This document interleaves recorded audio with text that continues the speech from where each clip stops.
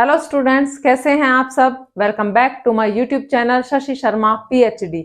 और आज जो हम पढ़ने वाले हैं वो है आपका लॉ ऑफ डिमांड, मांग का नियम या मांग का सिद्धांत जिसको हम कह सकते हैं। तो हम समझेंगे कि मांग का नियम क्या होता है, साथ ही साथ ये भी देखेंगे कि उसकी एक्सप्लेनेशन कैसे होगी, यानी कि हम डिमांड शेड्यूल और डिमांड कर्व से इस लॉ ऑफ डिमांड को क्या करेंगे, एक्सप्लेन करेंगे।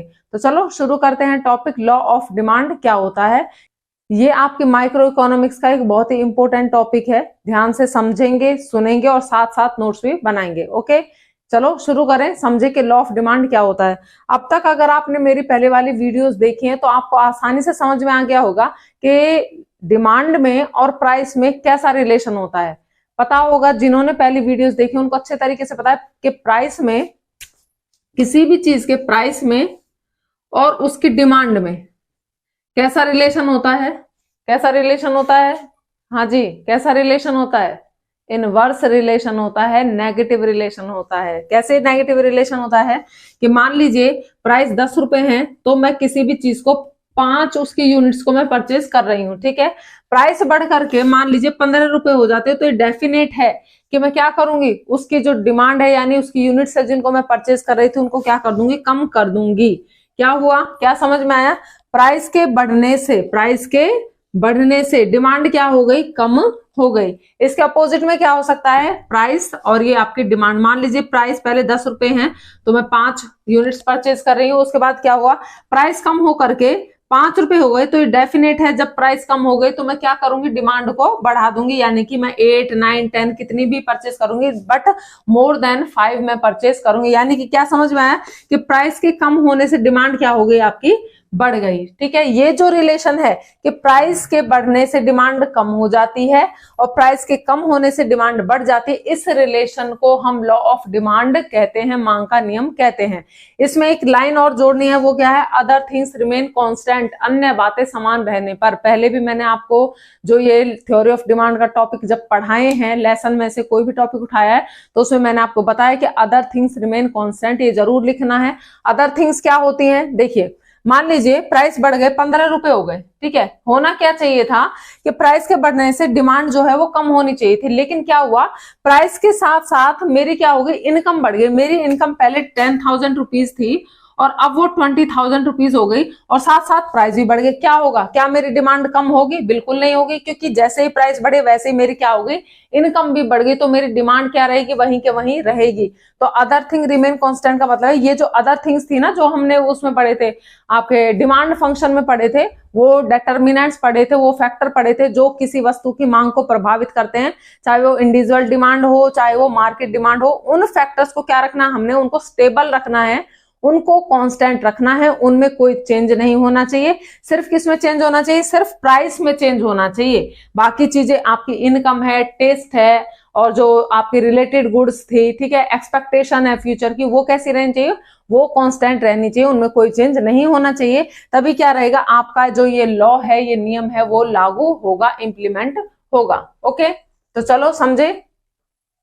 Law of demand states, law of demand, मांग का नियम क्या कहता है, that when other things remain constant, जब अन्य बातें समान रहती हैं, डिमांड एक्सटेंड, डिमांड बढ़ जाती है, डिमांड का विस्तार हो जाता है, with decrease in price of a good, जब क्या हो जाएंगे, प्राइस क्या हो जाएंगे, डिक्रीज हो जाएंगे, कम हो जाएंगे, तो डिमांड का क्या हो जाएगा, डिमांड आपकी एक्सटेंड हो जाएगी, वो बढ़ जाएगी। ठीक है, आगे क्या है, एंड डिमांड कॉन्ट्रैक्ट, डिमांड क्या हो जाएगी, आपकी कम हो जाएगी। कब कम हो जाएगी, with increase in price of a good, जब किसी चीज के प्राइस क्या हो जाएंगे, बढ़ जाएंगे। ये क्या है, आपका लॉ ऑफ डिमांड है। सीधे सिंपल से शब्दों में मांग का नियम ये कहता है कि अन्य बातें समान रहने पर, किसी वस्तु के प्राइस बढ़ने पर मांग कम हो जाती है और प्राइस के कम होने पर मांग बढ़ जाती है। ये आपका मांग का नियम है। ओके, आगे देखिए, मीन्स क्या है, इससे क्या समझ में आया, इससे ये समझ में आया कि एक के घटने पर दूसरा बढ़ जाएगा और एक के बढ़ने पर दूसरा घट जाएगा। कैसा रिलेशन है दोनों में, प्राइस और डिमांड में कैसा रिलेशन है, नेगेटिव रिलेशन है, इनवर्स रिलेशन है, विपरीत संबंध है, नकारात्मक संबंध है कि एक के बढ़ने पर दूसरा घट रहा है और एक के घटने पर दूसरा बढ़ रहा है। इस रिलेशन को आप इनवर्स रिलेशन कहते हो, विपरीत संबंध कहते हो। तो there is inverse relation between price and demand of a good, यानी एक वस्तु के प्राइस में और उसकी डिमांड में कैसा रिलेशन होगा, इनवर्स रिलेशन होगा। When other things remain constant, जब अन्य बातें समान रहेंगी, और वो अन्य बातें क्या हैं, अदर थिंग्स रिमेन कांस्टेंट, अन्य बातें समान रहेंगी। इसका मतलब क्या है, इनकम है, टेस्ट है, प्राइस ऑफ रिलेटेड गुड्स है, और आपकी फ्यूचर की एक्सपेक्टेशंस है कि फ्यूचर में प्राइस कम होंगे या घटेंगे, ये क्या रहने चाहिए, ये कांस्टेंट रहने चाहिए, इनमें कोई बदलाव नहीं होना चाहिए। तो आपका क्या होगा, लॉ ऑफ डिमांड वहां पर इंप्लीमेंट होगा। क्लियर हुई बात। अब देखते हैं इसकी एक्सप्लेनेशन आपके डायग्राम से, यानी कि डिमांड कर्व से और डिमांड शेड्यूल से। देखिए डिमांड शेड्यूल बना लेते हैं।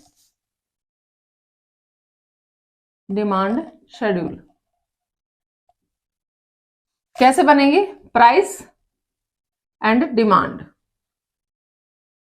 कोई भी वस्तु आपने ले ली, मान लीजिए उसके प्राइस जब 10 रुपए हैं, तो आप उसको 50 यूनिट्स उसकी परचेज कर रहे हो, ठीक है। प्राइस होकर कम होकर के 8 रुपए हो जाते हैं, तो आप क्या करते हो, उसकी 70 यूनिट्स को परचेज करने लग जाते हो। प्राइस फिर कम होकर के 6 हो जाते हैं और आप उसकी 100 यूनिट्स को परचेज करने लग जाते हो। ये शेड्यूल क्या शो कर रही है, ये शेड्यूल आपको शो कर रही है कि जैसे प्राइस कम हुए, 10 से 8 पर आए, तो डिमांड क्या हो गई, बढ़ गई।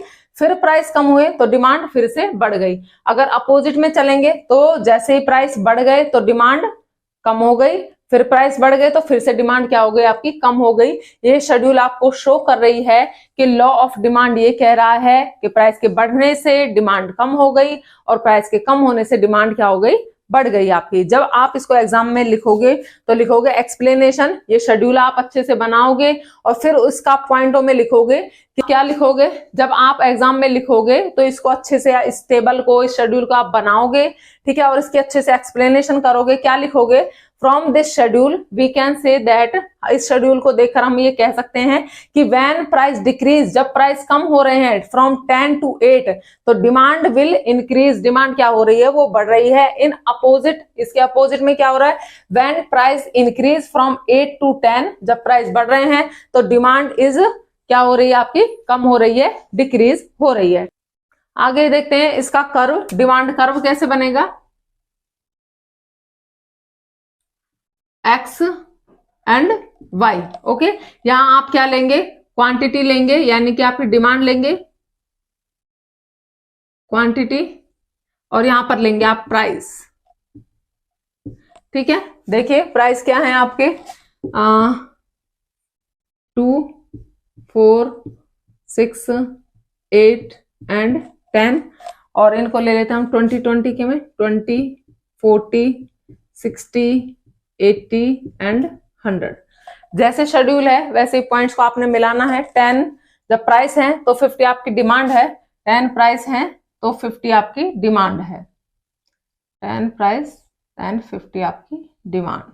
Okay, 1 point. आगे है 8 आपके प्राइसेस हैं और 70 आपकी डिमांड है, 8 प्राइस हैं और 70 डिमांड है, 8 एंड 70, और 6 पर है आपका 100, 6 पर है, और 6 पर है आपका 100।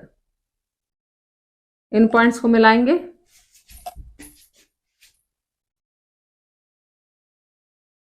तो ये जो आपके पास लाइन आई है इसे बोलेंगे, कोई भी नाम रख दीजिए, डी डी, और ये डी डी क्या है, आपका डिमांड कर्व है।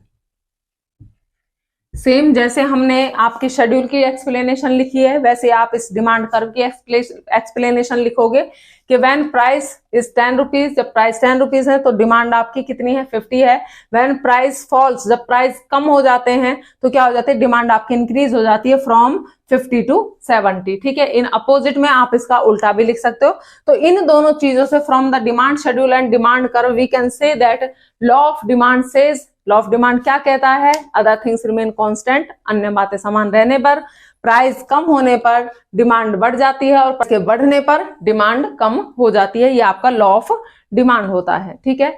इसकी कुछ एजम्पशंस भी होती हैं, कुछ मान्यताएं भी होती हैं। मान्यताओं का मतलब ये होता है कि ये जो नियम है लॉ ऑफ डिमांड है ये कहाँ लागू होगा या किन बातों के होने पर ही आपका ये नियम लागू होगा। वो बातें क्या हैं, देखिए, assumptions of law of demand. यानी कि इस नियम को लागू होने के लिए कौन कौन सी मान्यताएं हैं, कौन सी स्थिति, कौन सी कंडीशंस, कौन सी बातों का होना जरूरी है जब ये नियम आपका लागू होगा। एक चीज मैंने आपको बताई थी कि other things remain constant, other things remain constant. जो जितनी भी अदर थिंग्स थी ना, कौन सी अदर थिंग्स थी, कौन से फैक्टर्स थे जो इंडिविजुअल डिमांड को इफेक्ट कर रहे थे, कौन से थे? प्राइस ऑफ रिलेटेड गुड्स था, ठीक है, इनकम थी, टेस्ट था और एक्सपेक्टेशंस थी आपकी, ठीक है। ये जो अदर थिंग्स हैं अगर ये कांस्टेंट रहती हैं तो ये क्या होगा, आपका नियम लागू होगा। तो एजम्पशंस में आपने क्या लिखना है, पॉइंट्स बना के लिखने हैं। First point, price of other things या price of related goods remain constant. दूसरी जो चीजें हैं, रिलेटेड जो गुड्स हैं, उनके प्राइस कैसे रहेंगे, सेम रहेंगे, उनमें चेंज नहीं होगा। Income will remain constant, income भी कैसी होगी, वो भी कांस्टेंट रहेगी, स्थिर रहेगी। Taste and preference of the consumer, consumer का जो टेस्ट है, जो प्रेफरेंस है, वो भी कैसी रहेगी, सेम रहेगी। और फ्यूचर की जो एक्सपेक्टेशंस है वो भी कैसे रहने वाली है, सेम रहेंगी। तभी आपका ये लॉ ऑफ डिमांड जो है वो लागू होगा। ये आपकी 4-5 आपने एजम्पशंस भी इसमें लिख देनी है। ओके, तो आई होप कि आपको ये टॉपिक अच्छे से समझ में आया होगा। नोट्स बनाएं, कॉपी बनाएं, ताकि आपको अच्छे से तैयारी करने का मौका मिल सके, ठीक है। क्योंकि एग्जाम में आपको अच्छे से प्रिपेयर होके जाना होता है, वहां पर आपके पास इतना टाइम नहीं होता है कि आप ज्यादा टाइम वेस्ट कर सको, बस आता जाए और फटाफट से आपने उसमें लिखना होता है, ठीक है। तो अच्छे से अपने नोट्स बनाएं, अच्छे से तैयारी करें, ताकि आपका फ्यूचर ब्राइट रहे। मिलते हैं नेक्स्ट वीडियो में, बाय बाय।